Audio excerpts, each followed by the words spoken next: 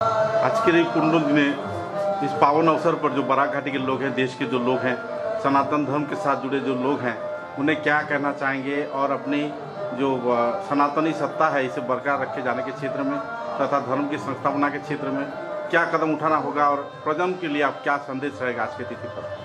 हरिओम तत्सत। हमारे परमाराध्य गुरुदेव श्री श्रीमद स्वामी ज्योतिष्वरानंद गिरि जी महाराज के कर कमलों से प्रतिष्ठित ये शंकर ज्योति गीताश्रम की इस वर्ष हम 39वां वार्षिक उत्सव मना रहे हैं। इस उत्सव का यही संदेश है समाज के लिए, सभी सनातनियों के लिए, कि हम अपनी संस्कृति की ओर बढ़ें, हम अपने शास्त्रों का प्रचार करें, उनका अध्ययन करें और अपने समाज को, जो समाज की जो विनाश हो रही है, जहाँ पर परंपराओं के नाश होता हुआ हम देख रहे हैं, उसको हम रोक सके। खास करके आज के जो समाज है, इस समय हम देख रहे हैं कि भारत की हर जगह जो है प्रसिद्धि हो रही है। भारत एक बार फिर से अपनी ओर लौट रहा है।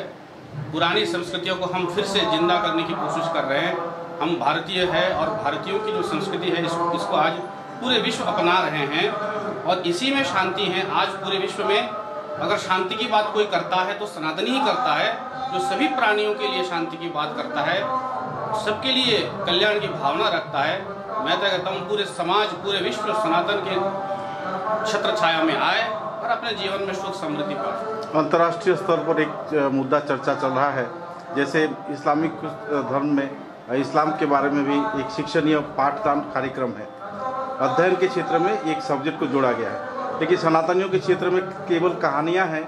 सनातनी धर्म का प्रचार या प्रसार या फिर उसकी सत्ता की कोई गुंजाइश नहीं है। तो अंतर्राष्ट्रीय स्तर पर यह अपील चल रहा है कि हिंदू धर्म से जुड़े लोगों को शिक्षा के दौरान सनातनी मुद्दे पर एक विषय रखा जाए ताकि बच्चे आने वाले प्रजन्म को कुछ दे सकें। इस संदर्भ में आपका अभिमत क्या है और क्या कहना चाहेंगे? हाँ, पिछले अनेकों वर्षों से भारत में ही हिंदुओं की संस्कृति नहीं पढ़ाया जाता था, क्योंकि बहुत सालों से सनातनी सत्ता में नहीं थी।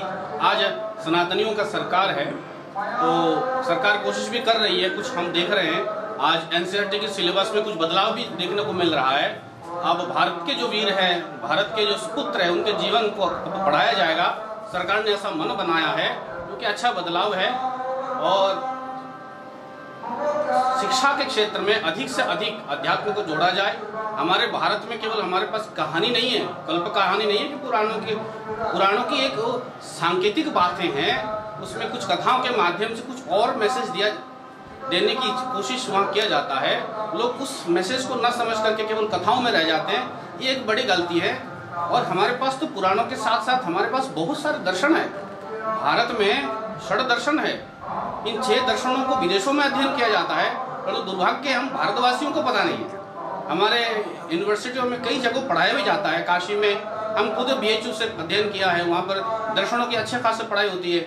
आप कुछ और क्षेत्र हैं, दक्षिण में तिरुपति है, इन जगहों में आज भी दर्शन का अध्ययन है। हम चाहते हैं कि हमारे भारत के जो ऋषियों के जो विचार हैं, उनकी जो अद्भुत जो आविष्कार था, उनको और ज़्यादा से ज़्यादा हमारे शिक्षा के साथ जोड़ा जाए और हमारे जो नई पीढ़ी है उनको भारतीय दर्शन से परिचित कराया जाए। सनातन धर्म में सब कुछ मौजूद है, इसमें कोई कमी नहीं है। बस हम थोड़ा और जगें, सजग हो जाए, तो हम पूरे विश्व पर सनातन को फैलता हुआ हम देखेंगे। ये दिन और ज़्यादा दूर नहीं है। भारत विश्व गुरु पहले भी रह चुका है। नालंदा विश्वविद्यालय पृथ्वी का पहला विश्वविद्यालय था बिहार में जो था। हालांकि वक्त के कालचक्र ने उसे विध्वंस किया, लेकिन आज के दौर में देखा जा रहा है कि अत्याधुनिक या पाश्चात्य परिसेवा से लोग प्रभावित हैं। इस क्षेत्र में क्या कहना चाहिए, अभिभावकों के लिए क्या कहना चाहिए? हरिओम तत्सत। भारत पहले से विश्व गुरु रहा, अभी भी है और भविष्य में भी रहेगा।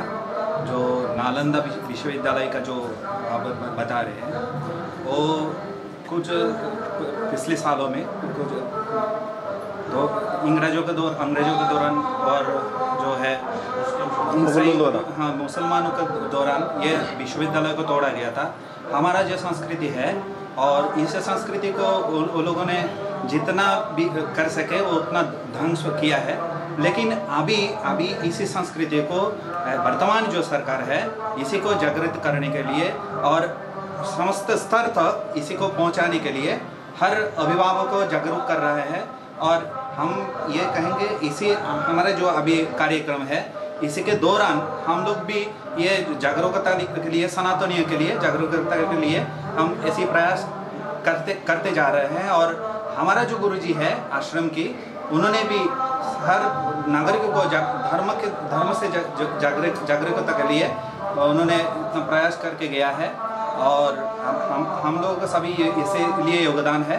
और हम चाहेंगे कि ये सनातनी जागेंगे और भारत और विश्व स्तर पर और अपना गरिमा को उन्होंने दोहराएंगे। আজকের এই আনন্দঘন দিনে বিরাট একটা ইতিহাস আমাদের কাছে। এত বড় মনীষীরা এসেছেন আমাদের এখানে, আমাদের আশ্রমের জন্য গর্বের ব্যাপার এবং সনাতনদের জন্য একটা ভাগ্যের ব্যাপার।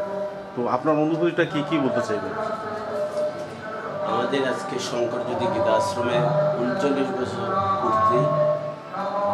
প্রতি বছরের মতন আমরাও চাই এখানে সন্তদের এনে কিছু আমাদের গ্রামে যেন একটু ডেভেলপ হয়, কিছু গীতা প্রচার হয়। যার ধরনে আমাদের এই প্রয়াস, আমাদের শুধু একটাই উদ্দেশ্য, আমাদের ছেলেমেয়েরা গ্রামের সব লোকগুলো যেন একটু আমাদের সনাতন ধর্মের দিকে একটু এগিয়ে থাকে। যার জন্য আমাদের এই শঙ্করজ্যোতি গীতা আশ্রমের এই 39 বছর পর্যন্ত এগুলাই চালাচ্ছি আমরা। আর সবাইকে ধন্যবাদ আমাদের শঙ্করজ্যোতি গীতা আশ্রম অনুষ্ঠানকে উপভোগ করার জন্য। নমস্কার।